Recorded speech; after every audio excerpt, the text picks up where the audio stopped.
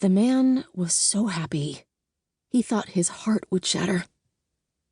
This surge of elation brought to mind the poem that every schoolchild grew up reciting.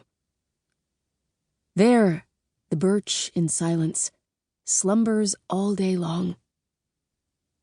But at night, with the warm summer breezes, the birch groves came alive, their topmost branches whipping carelessly in all directions, as did the tall, slender pines that stretched on formidably, lining both sides of the road like restless armies facing each other before a battle.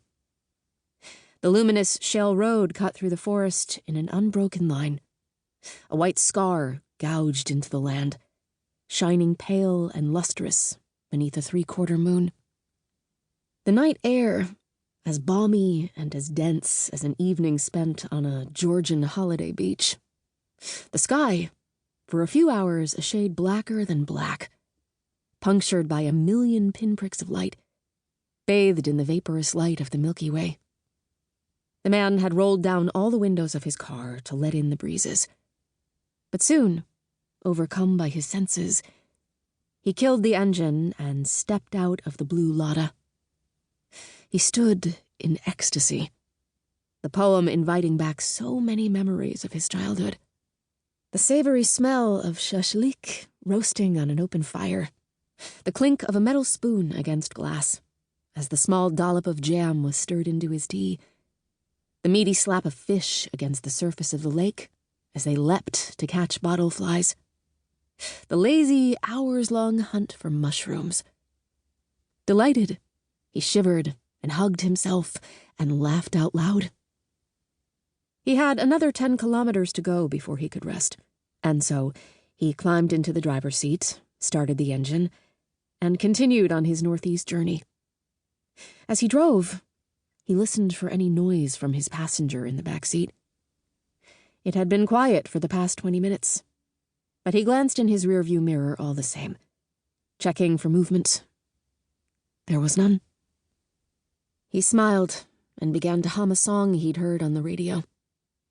You Will Come Back to Me, by the Russian star Tamara Minsyarova.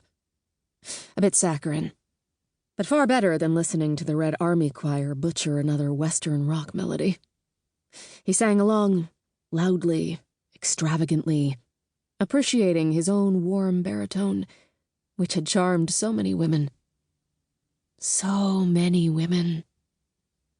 He was tempted to turn off his headlights and let the reflective glow from the road guide him. It would feel like flying. But it would not do to veer off, to get stuck in a boggy rut, or worse, hit a fox or wolf or the occasional elk that ventured out at night. Checking the back seat again, he once more admired the ingenuity of his handiwork, the simplicity, the subtlety of his methods.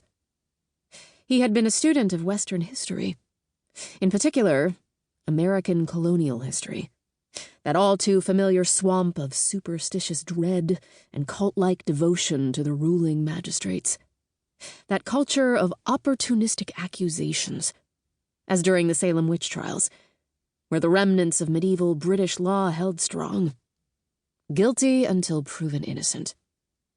But even with debtors' prisons and oppressive religious rulings, outright torture had been outlawed.